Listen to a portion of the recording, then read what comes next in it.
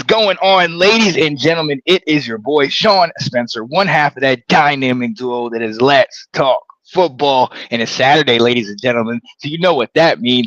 College Football Saturday. So you know who I'm with. You see this guy over here. Yes, sir. Mr. Maize and Blue himself, Alex Loosemore. What up, Alex? Not too much, man. Excited for a big day of college football. Mm-hmm. Not quite as big as we projected this weekend to be at the beginning of the season. Obviously, teams like Penn State, not where we thought they'd be at, Mm. but still a massive weekend as far as playoff implications go. The last weekend before the CFP committee unveils their new Yes. top 25, Yes. still a big Saturday for college football. Cannot wait. And I believe it's what, Tuesday night Yeah. that they unveil it? Yeah. Okay. So, hey, it's right around the corner. That's when things start to get serious. And what have we talked about over the last several years? A couple years ago, at this point, you really started to dwindle down the number of teams that could make it to postseason play and not just bowls, but actually have a shot at the national championship. Now, you have upwards to what? 20, 30 teams that potentially. There's still unranked teams that legitimately have a shot to make the playoffs. When have we ever seen that before? You know what I mean? Never. This is amazing that a team that's potentially 25th could potentially come up, win out, and get a shot in I was about to call it the BCS, the CFP. Flashbacks. All right. So look, we're here with you guys Saturday. There's college football. There's less than just over 30 minutes away. So we'll only be here brief with you because there's so many games that we have to talk about. But before we do that, we need to talk about some of these weeknight games. We are in the middle of, I believe it was a 47-day straight Something football like on every single day. Yeah. I mean, football Tuesday all the way to Saturday. Then obviously Sunday and Monday, you have the NFL going strong. So it is nice. We talked to you about Kennesaw State becoming bowl eligible, and with it went on Tuesday night over UTEP, JMU becoming very dominant in their win over Texas Tech. While we were on last time, we had a couple of nail biters. You had Jacksonville State beating Middle Tennessee State 24-21, and then you have Missouri State beating FIU 28-21. And look, for some of these people, Alex, this is just a midweek type ball game, but we know in some of these conferences it makes a big deal. Jacksonville State was 4-3 coming into this game. Now they just inched themselves one game closer to a potential bowl appearance. Yeah, I mean that's the big thing with we might see Jacksonville State, Middle Tennessee State on a Wednesday and be like, whatever. But for fans of these teams and for these teams in general, their football life is still on the line as far as bowl eligibility, and these guys looking towards the future and building their program up to be like a USF, a Memphis, those teams fighting for playoff contention. So every game matters for these guys, and shout out to them for getting one win away from being a bowl eligible football team. Absolutely. So definitely shout out to them. Unfortunately for Middle Tennessee State, their season has long since been over. This makes them 1-7. So you're playing for pride right now. You're playing for pride, and to their credit, I mean it was only a 3-point ball game. So yeah, they still showed up and played. So it's good to hear that you did not throw in the towel. Then on the other game, you had Missouri State beating FIU in another game that this brought them to 5-3 and made them one game away from being bowl eligible. 28-21. Jamari Lawrence rushed for 104 yards and 2 touchdowns as a member of Missouri State after he transferred from FIU. So this was definitely good. You see your old guys, you kind of give it to them, and then you're able to chill out with them after the ball game. Big win for Missouri State, and this is a team that's only been this their first year. Year one. Yeah. So hey, congrats to them. One game away from being bowl eligible. This is one of those teams, Alex, where if I'm looking from maybe not North Carolina, but if I'm looking from another big name team schedule, I'm looking at them like, okay, we should have this win. But they've been playing tough all year long.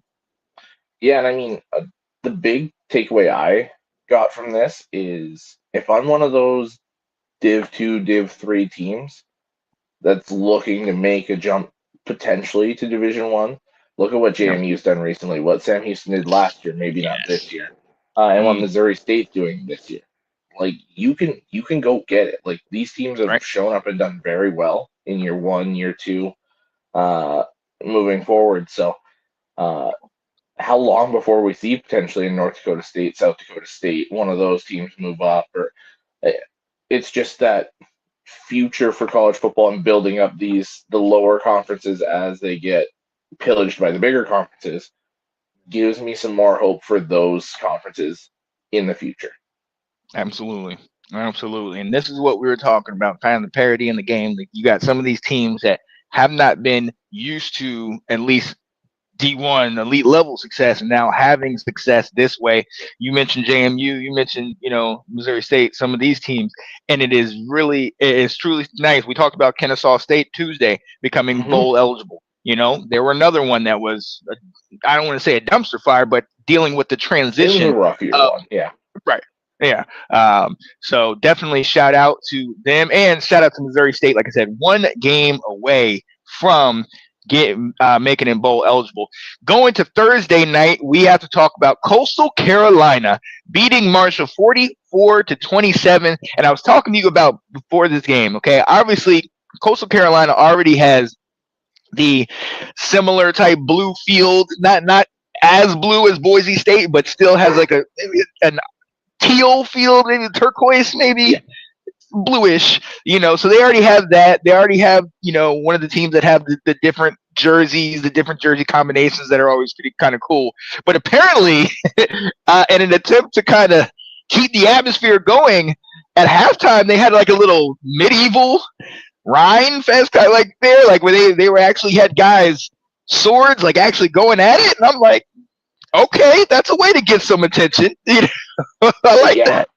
that. Yeah, I mean, you talked about all the other differences they had to all these other schools, and I mean, most schools come out with their marching bands or Mm-hmm. some sort of like dance performance, cheerleader, something like that, and then you see them set up this full on jousting, and it's just like, oh my god, what is happening right now? Uh, if I was one of the people at the game, I'm staying in my seat. I'm not going to get Right, right. popcorn, hot dog, whatever. I'm sitting in my seat and I'm watching that.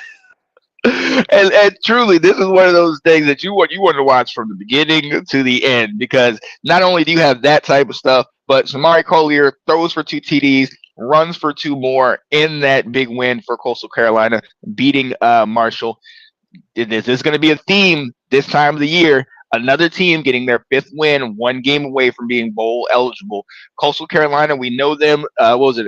A couple years ago, Grayson McCall? Grayson Get all McCall, that yeah. Yeah, all that attention with him when he was going up against Zach Wilson. Fortunately, I mean, I don't think things panned out. I believe he played a couple more years in Grayson college. I McCall, don't yeah, know. last year he transferred to NC State and then had to retire due to concussions. Yeah. So He had a definitely, nasty one last year and then stepped away. yeah. Yeah, I think I remember us talking about that. Definitely stinks to see that, because that was a period. He was Coastal good. Carolina was one of those teams. Yeah, one of those teams that kind of came up, and he definitely had some attention on that squad. So shout out to Coastal. Marshall, all things considering, if you know their story, their coach didn't get the extension after last season, so the entire roster basically transfers out. So they're turning over the entire roster and everything, and the fact that they're 4-4, 2 games away from being bowl eligible is great to hear. I know I got friends and family in West Virginia that are definitely kind of pulling for both West Virginia teams, but they definitely have a soft spot for Marshall. So we'll see if they can continue that. And then we got to go to the next one on that night. Tulane coming in this game 6-1. Yeah, they had their eyes set on potential playoff hopes. Unfortunately, after getting mollywopped 48-26 by UTSA, I think their hopes are all but They're gone. gone. What do you? Bye-bye. Yeah, Yeah. it's a shame with the season that they've had, but this just shows, if you're not one of the top power conferences, you have little to no chance. You have to win out, and even if you lose one, like you need help. So I mean, what do you do at this point? Already bowl eligible, but you know you're not going any farther. I mean, do you play for a conference championship, or do you just, what do you do? Well, I think the big question is, what is John Summerall, the coach, doing? Is Yeah, Did he maybe hear a lot of the whispers and the rumors of potentially him getting the LSU job or the Florida job? Or was he maybe looking ahead to next year and I'm going to be at one of these bigger schools and kind of starting to plan the staff and everything, and then get caught by yeah, UTSA? So then, if yeah, you're one of the players, are you like, is my coach locked in? Like, are we still fighting for this, or are we just kind of wrapping it up and all moving on to our next endeavor? Like that. That's the thing as a team they got to try and figure out because they should have mopped the floor with UTSA, but I think right. there was too many distractions off the football field, and they got caught this week. Yeah. And look, no disrespect to UTSA. They're 3-4 coming into this, so they're also playing for their bowl lives. And shout out Mm-hmm. to we always talk about the next Manning up here. There's another name that has had a long tenure. That family has a long Yeah. tenure throughout college and pros, and that's the McCown family. And the next one, Owen McCown, plays 31 passes in this game, over 350 yards, and 4 TDs. So he plays one of the games of his life in order to help them get the dub. So yeah, the one side Mm-hmm. you're kind of like you feel for Tulane, but UTSA, we've seen them, go toe to toe with some top tier teams. If I'm not mistaken, didn't they give Arch a little bit of trouble, a little headache when they played early in the year? Did they play? That Let was me see. Let me check UTEP. that. That was Utah. Oh, yeah, that Yeah, was because Utah. Okay, Malachi Nelson was the that's who it quarterback. was. So, yeah. Oh yeah. Oh yeah, and look, so yeah, so UTSA put up.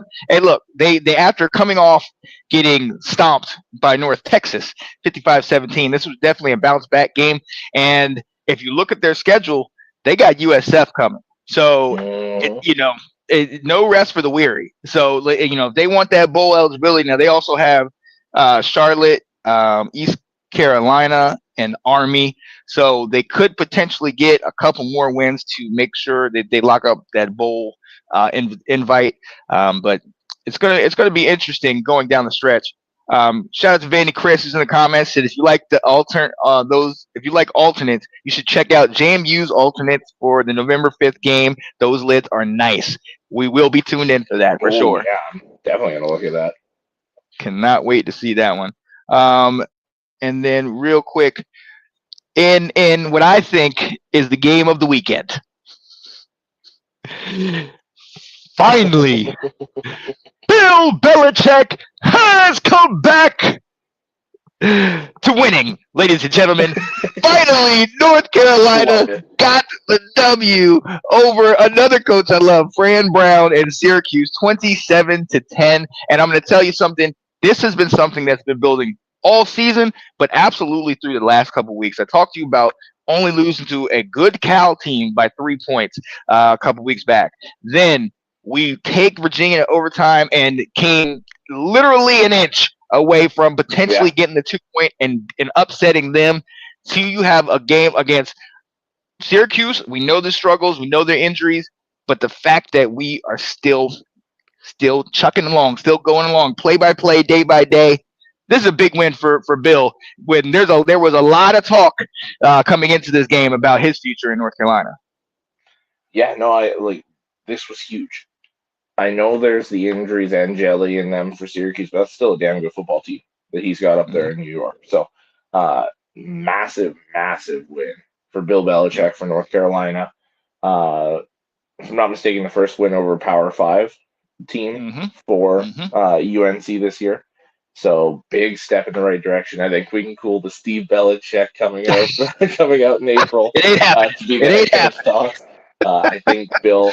I think Bill's gonna stick this one out and stay another year or two. But this is absolutely a step in the right direction. Mm-hmm. Uh, they're like we said on Wednesday, they're building.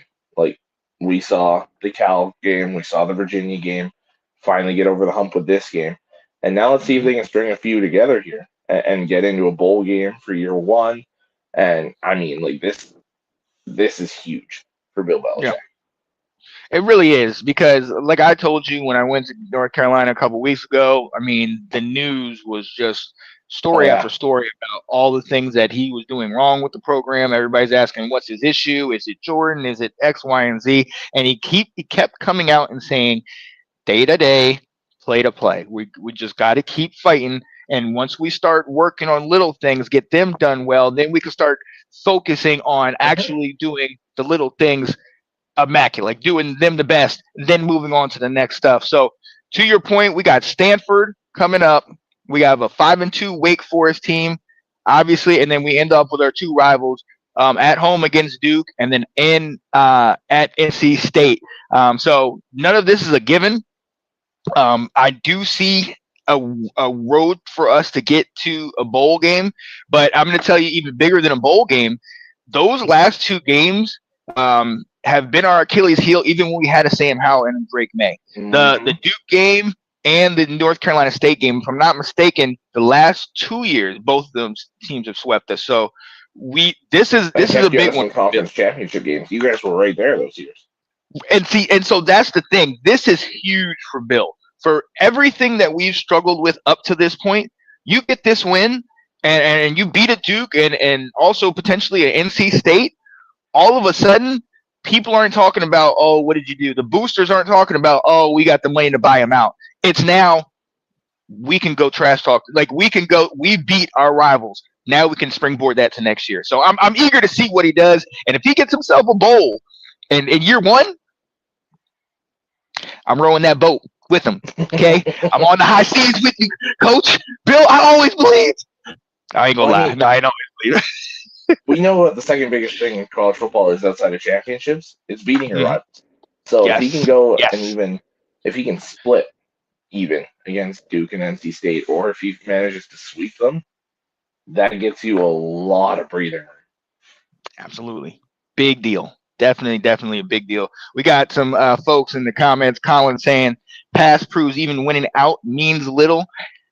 Add context to that because if you're talking about like a Florida State, I think he's there's talking things. about Florida State.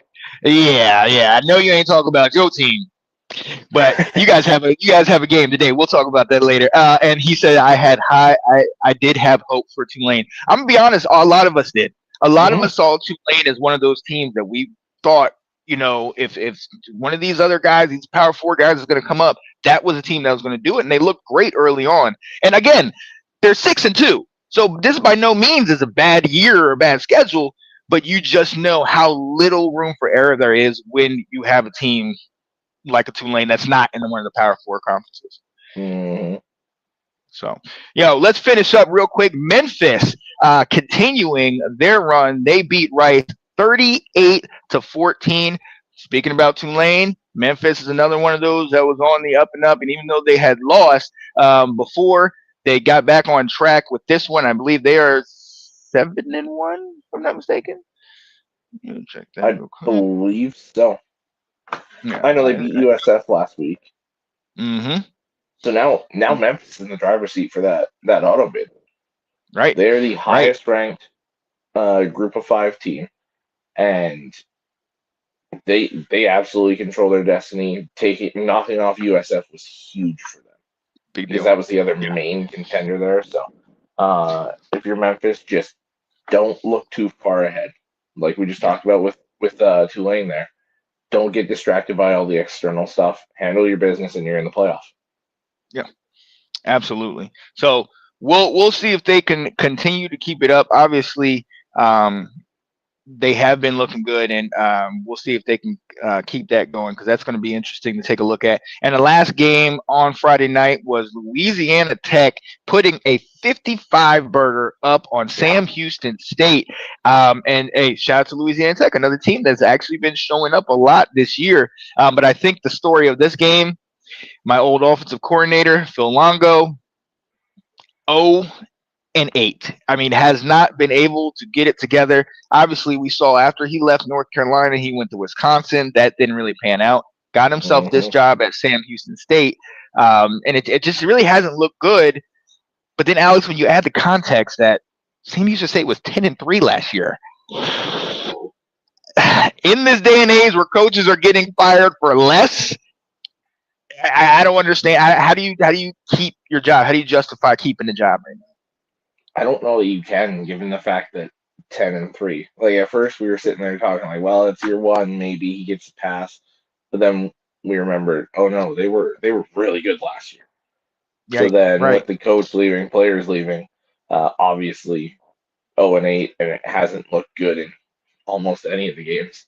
They were kind of close Mm, with Western Kentucky in week zero there for a while, and then it got ugly. Um, but yeah, I don't know how you can justify him getting a year two. I think it's a total hard reset in December. yeah, it's gonna be frustrating. It's definitely gonna be frustrating for him, and Hmm. obviously, with the connection that I have from him from being from North Carolina, you always want to wish the best for these type of guys, but sometimes it just don't fit. It's not working. It's not a fit. Just similar to him in Wisconsin. I think that was Yeah, more of a scheme issue where he was trying to go more up tempo, more high pace, like they had in Washington. And we already know Wisconsin is ground and pound, run the ball, big O linemen, great running backs, yep. and they just didn't work Same thing we're themselves saying out. Luke So, Fickle might lose his job for. mm, so he's another one we need to talk about. But those are the weeknight games, and again, there was a number of games. And mind you, we know we're going to talk about what's coming up, but these games play a huge role in the whole landscape of college football when you really take a look Hmm. at some of the matchups that we saw occur. So, let's go ahead and move on. Alex, week 10 is upon us.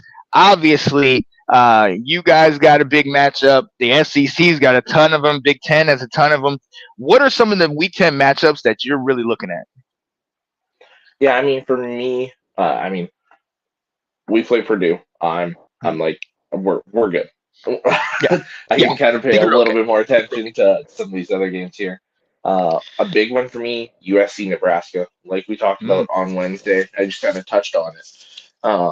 If USC wins out and Michigan were to beat Ohio State, USC has the tiebreaker over the common mhm. opponent there to get into the Big Ten championship game and play Indiana.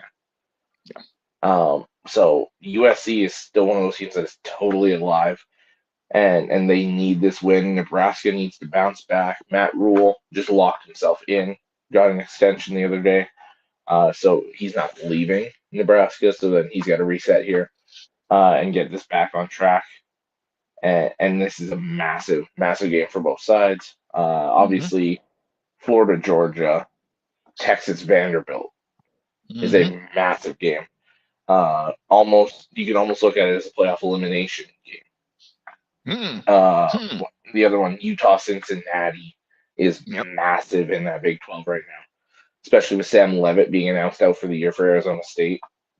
Seems like that second spot in the Big 12 is going to be totally up for grabs. Uh, and yeah, so both these teams desperately need that Yeah. Honestly, and that's what I love about this time is that every game matters. You know, win. Hmm. Okay, miss me with all that stuff, SEC fans. It means more. No, everything means more right now around the whole whole We've got landscape of about college. we've got about 40 games over the next month that impact the playoffs. Yes. When we had the Yes. 4 team playoff, there was maybe 4 games in November that impacted the playoffs. Right. And it was the same 4 games. It was Michigan, Ohio State. It was Alabama, Auburn. Like it was those games where it was like, okay, we can just wait till the end of November to lock in the last 2 playoff spots. But it was now Right. it's everything is still up for grabs. Yeah, and that's what I love, especially focusing on just if I'm focusing on the ACC, huge matchup, Miami versus SMU. Hmm. Obviously, we know about the loss that Miami had, but and SMU having so much success a year ago and continuing it this year, that's a big time matchup. Miami is a team that's been as high up as top two, top three, now down to Hmm. 10. They can't afford another loss. Coming deeper into the season, that's going to be huge in that game. Notre Dame versus Boston College. Now, our buddy Eric, he said he ain't really worried about it. He ain't worried about BC. But this is another one. It's not even that he has to worry about them. It's more that Notre Dame cannot afford to lose another game. Period. Hmm. They do not have that room to potentially lose another game, and so that's going to be a big deal. And then there's a game that we all talked about. What's going on, Nathan? How you doing? What's up, There's a game Nathan? that we talked about before. Um, Team that should have lost, maybe they should have lost. I don't know. Number 15, Virginia, going to California and playing Cal, a solid team that's 5-3 in their own right, one game away from bowl eligibility. I think I'm not going to sit there and say there were some cracks in with UVA. I think last week was just more a rivalry, between conference opponents and whatnot. But I think this game is going to be underrated, huge game because Cal, I think, is right under that radar. I mean, we've talked Yep. about them and their young quarterback, their fresh offense, and we know how great UVA is. But I don't know. Let me tell me if you feel this same way. Obviously, we know about the Florida State win, which doesn't look as great now, but you're looking at UVA at 7-1, and part of me kind of just thinking, is the other shoe going to drop? Like they almost lost last week at the very end. Should we be worried about them potentially falling? I think there's always that worry when the team kind of comes out of nowhere. Like I mean, they Mm-hmm. were 4-1 when they beat FSU, but everyone was like, "Oh, it's Virginia. Florida State's gonna just handle it," and they didn't. Mm-hmm. Then it was like, "Okay, well they'll lose this week," and they didn't, and they didn't, and they didn't. So it's just like Yeah. it's one of those things where it feels like the shoe's gonna drop, but at the same time, this is a very good Virginia team that is defying all expectations. So, Right. and that's the same with this Cal team. For years, it's been you can't build a winner at Cal. Well, they're doing it right now. This is the start of building this winner at Cal. If they can keep these guys locked in and staying there 2, 3, 4 years, some of these players, they're Mm-hmm. going to build a very good program at Cal in the very near future. So, um, I think this is a massive game for both teams because you could also look at it as Virginia. If you hold on here and Miami slips one of these last couple of games here, then you're that next team in to the Right. conference championship Right. game with a chance to make the playoff. So, Yeah. absolutely massive for both these teams. Oh yeah, oh yeah, and I'm loving to see it. But look, let's real quick. We know that the top ones, and there are a number of other ones that we could really focus on and say, okay, is this going to be a good one? Is that going to be a good one? I want to go into some of these deep cuts. Shout out to Anderson Hannah, who's in the comments saying UCF. I mentioned this to you beforehand. UCF at 4-3 plays Baylor at 4-4 at noon. I think that's going to be such an underrated, solid game. We know the passing attack for Baylor. We know how dominant the running game is from UCF. I mean, that's one of those games that I really just want to sit back and see, which one's going to win out. The run game, the pass game, who's going to dominate in this one? I think that's a sleepy good pick. What are some of the games that you're kind of that might go under the radar, but still have high implications? Yeah, that one is a massive one that I like just stylistically, and like we said, the Big 12 is a gauntlet. Mm. I had a couple games in my head. Hey, wait, right, real quick. When you think about that, shout out to Anderson Hannah. For those who don't know, my guys, that's Eye Candy Andy from the Crew Roundtable, diehard Bears fan. Yeah, yes. The Bears did get the win over the Commanders. All right. Always take my trusty hat with me. All right. 1 point. 1 point, Andy. 1 point. Oh man, Nate's in the comments saying we just need 2 more wins, just 2. Damn. Yeah. And look, Nate, I'm crazy normally, and I'm ready to pick upsets, but you will not be getting my upset pick for the day. No, not against Indiana. I'm sorry, brother. I am sorry. Yeah, that's a tough one. All right, so I Yeah. got 3. I figured them Okay. out. I got 3. I got Mississippi State and South Carolina. Yeah, South Carolina. South Carolina. Yep, I think it's a very good game. I'm going Arizona, Colorado, Yeah. and Wake Forest, Florida State. Ooh. I Okay. like all 3 of those matchups a lot. But for Wake Forest, Florida State, I like the Robbie Ashford and Tommy Castellanos quarterback matchup. Yes. I like that one Yes. a lot. So, yeah, very excited to see how those 3 games shake out today. Now, and we've had a lot of talks about this. We just did a full show on Wednesday talk about coaching firing, and obviously Will, our local resident Grim Reaper, was talking about the next one is Mr. Norvell. If Wake gets this win, do they make the call? Do they yank Norvell out? They pretty much said they're waiting until the end of the season. They're Ah, fine. They're trying to do what LSU did. They're finding that one booster that'll write the check to fire his coach. anybody? Can somebody write this check for us? Which we This have an is update on that. They fired the AD too. Well, the AD and the team went their separate ways. what? So it's new Well, coach, new AD at LSU. yeah. When the Because governor comes out and says that you ain't gonna make that pick, the writing's on the wall. so the next morning, the AD had written a letter and kind of said like, basically, I'm out. Like Mm, this isn't working on either side, so best to go our separate ways. Kind of like, sometimes it's like that, man. yep. Sometimes, oh, that's rough. That is rough. Well, yep, that's kind of what happens. And look, I don't think Florida State's that far away from that. And I know, like you're saying, they ain't trying to spend that money, but you can't win. What is it? This will be 5 in a row if they lose this game, right? Things, yes, yeah, Yeah, because they've been on a because they were four-game three losing and zero. streak. Yeah, so you can't lose five straight. I mean, I understand how last year was, but after the way this thing started, ugh. And I'm gonna talk about this later, like maybe the next couple shows, how their fall affects Alabama's chances because that is not a big win anymore. And it's also, I mean, obviously we see with Brian Kelly going Clemson that any team that got a big win over Clemson, what does that matter right now? Because they are Mm-hmm. not that good. So that's going to be huge. A couple other games I want to take a look at. You and I were going to talk about this team the other day as far as, can we believe them? Navy, undefeated, Mm-hmm. 7-0, plays North Texas, 7 That's a and really good 1. matchup. It's a I really mean, good come matchup. on. Their quarterback, North Texas quarterback, not too long ago, I believe, had like 608 passing I think yards last in week a game. Yeah, in a game, had one of those little Wilt the Chamberlain will, yep. moments. Yeah, where he put up the number and the black and white. I loved every minute of that. And really, again, Navy, we've seen them Horvath dominant last year, but unfortunately, they fell a little bit towards the end.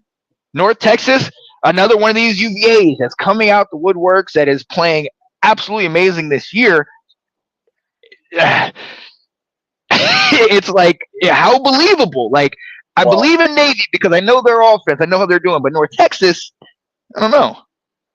and both teams are still in the running for that group of five auto bid. Right, right. So if Memphis slips up, the winner of this could be next in line. So it's a massive game for both sides still. Yeah, yeah. Jeez, Louis, and that's gonna be one that's it's a grab your popcorn. Like I just want to sit down and watch what's Oh going to my happen god, in yeah. that's a huge matchup, and just overall good game. You talk about again style clashes. I mean, now we know Navy has been trying to put up a little passing game as of late in the last couple of years, but their calling card is the run game. Good defense, the Mm-hmm. run game, and then you have North Texas who comes up out of nowhere and has been Full passing air at an raid. elite level. Right, passing at this at elite level.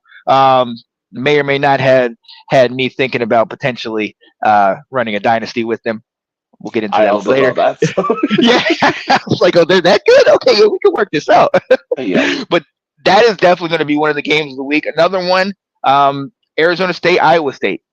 Both teams Yep. had high hopes earlier in the year. Iowa State had an early run that was good, but has been struggling a little bit as of late. Arizona State came up against that Texas Tech, got that upset a couple weeks ago. Both 5-3. You were talking about how the Big Ten is kind of shaking out, and this is one of those games that we're talking about where the teams cannibalize each other. Arizona State's Mm-hmm. been playing good. Iowa State's been playing good. I am very eager to see Levitt, Rockleback, these team quarterbacks, these teams going up against each other. This is going to be a huge matchup. Yeah. For that. And then a couple other random with Texas Tech, Kansas State. We know Texas Tech might be getting their quarterback back. We don't know if If not, they're going to their third string because Hammond's out for the year. The backup. exactly. So that's going to be rough. I believe that Baron Morton is back. Okay. Well, yeah, that's going to be a huge difference. If he is, here we go. If he's not, we're gonna have to see Fresno at 5-3 versus Boise at 6-2. Another one of those major matchups. And I believe we've talked about most of the rest. Let's get into this real quick before we get out of here. We got to talk, ladies and gentlemen, and maybe you guys can help us with this. Your upset picks. What are some of your upset picks on this day? Like I told you, Nate, I'm not going Maryland over Indiana. I'm sorry. It's not happening. But I will say this. I have been on the train. The train is off the tracks. The train is somewhere in the ocean, but I am still riding on that train. Why? Because a wave is coming, and Georgia, you guys are standing in the way. Florida, Wow. get the upset against Georgia. And you know what? Because all my people think it, I'm just going to ask it. That make me crazy.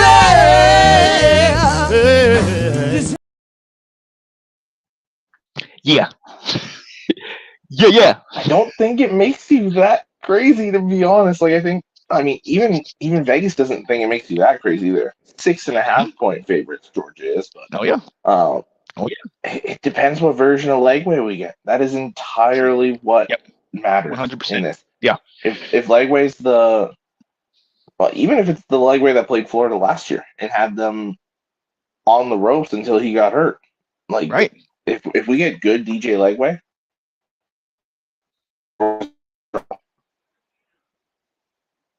Oh yeah, and with how that defense has been playing strong all year, you know what I mean? Honestly, if that defense can neutralize that run game, kind of shut down some of the passes and things of that nature. Hey, look, this game is, in my opinion, I think it's going to be close. And if Florida, to your point, if Lagway can play, if they can get any type of run game out of those backs for Florida, this game is going to be close. And I got Florida shocking the world. I got Florida picking up that upset. Alex, what are some of the upset picks you got? So I got 3. I was gonna go Florida, but you could have go ahead and come with that. I'm gonna go Colorado over Arizona. Ooh, I love that. I think Colorado at home as a slight underdog takes that one. You said Ray Lewis was in the building talking to them. Mm-hmm. I think all this is gonna help, and they're gonna get rolling here. It might not be an upset as far as rankings go, but it's an upset as far as the odds go. Vanderbilt keeps rolling, takes down Texas. Mm-hmm. And my third one, the game we talked about earlier today, Cal takes down Virginia. I see Those cross-country games are a nightmare to do. Absolutely. And I think Cal's a good football team, guys. Take a look at They really Cal. are. It's a very good team. Oh yeah, this is one of those teams that this is where this kind of transfer portal and all this stuff kind of stinks, because this is one of those teams you want to see stay together for a couple years, maybe add a couple more pieces, because they really can truly be something, especially with that young quarterback that they have that's playing so well. So I have a couple more. Obviously, we agree on the Florida Georgia one. For me, West Virginia. They are 2-6. They have struggled all year long. They're playing a 7-1 Houston team, that has, for the most part, had a pretty solid season. One of their games they played is against Oregon State. Oregon State was winless. I think they're still winless up to this point. So.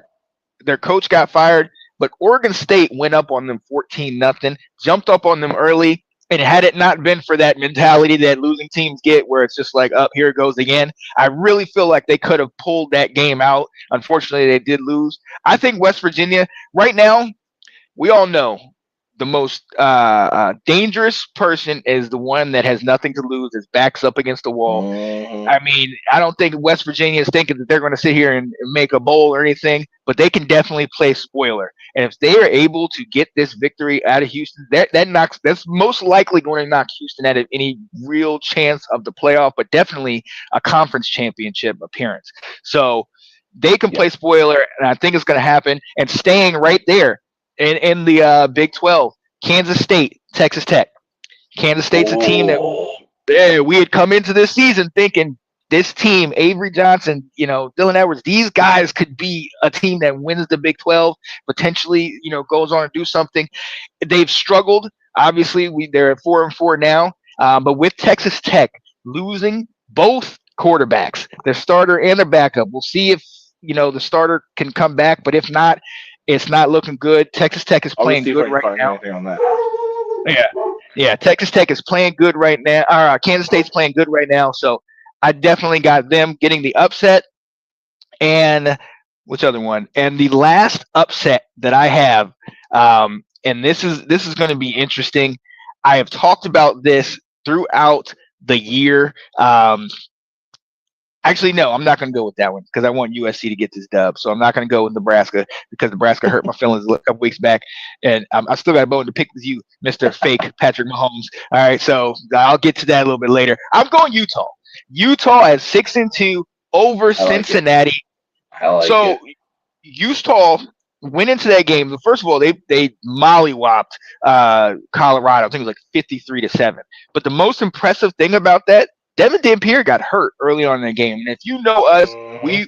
we've been saying over the last couple of years a number of different players that have been shining and been playing well. Obviously, Diego Pavia, Devin Dampier, McCord, like a lot of these guys that have gone elsewhere, and we've kind of said, watch out for those guys. This is one of those guys that we were very high up on. He gets hurt early in this game. The true freshman, I think his last name was Ficken or something like that, comes Something like in that, yeah. and totally blows out Colorado. I mean, it reminds me of like a Robbie Ashford, guy that can throw, but if you get him in space, he's going to make people miss. And that is what Mhm. we saw. They are going up against a Cincinnati team that has only lost one game, that has been tough, been dominant all year long. But I really feel this is going to come down to the wire, maybe even overtime. But I got Utah getting the upset on Cincinnati. And now, mind you, you're I going to like stay up it. late for this one. This is a 10:15 game. This is late night Oh, action.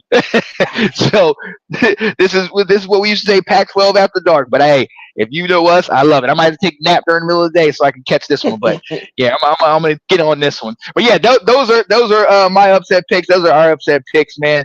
So yeah, let us know who you guys think is pulling upsets or dominating and doing whatever they're doing.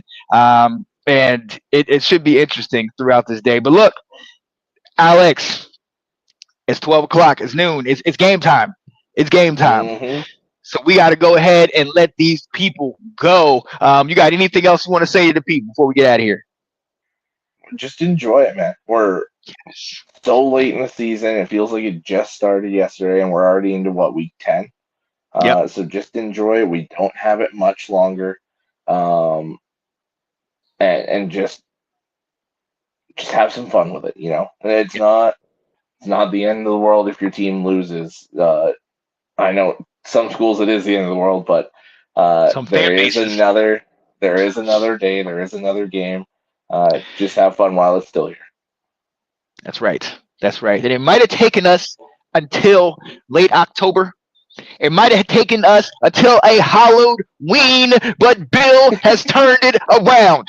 I believe, ladies and gentlemen, I believe. All right. No, but yeah, to your point, look, it's November 1st, ladies and gentlemen. It's getting cold outside. I got a jacket on inside Mhm. because it is getting that chilly. And college football is right here. But to my guy's point, 2 months, we're going to be right back to ground zero, right back to where we started, missing the game that we love so much. Cherish these games. Watch Tuesday, Wednesday, Thursday, Friday, Saturday. So watch all these games because before you know it, they'll be gone, and then you will have to be sticking to CF college football 25, NCAA 26. Yep. Which is fine. but I like the real stuff. I like to talk about this stuff. So, Yeah. so look, for my guy, Mr. Alex Loosemore, it's your boy Sean Spencer. Definitely tune into football. A lot of great stuff out there today, and we will see you next time. Stay tuned. Tuesday night, CFP, the official rankings come out. We're going to be talking about it, so definitely tune in for that. We'll see y'all on the flip side. Peace, people.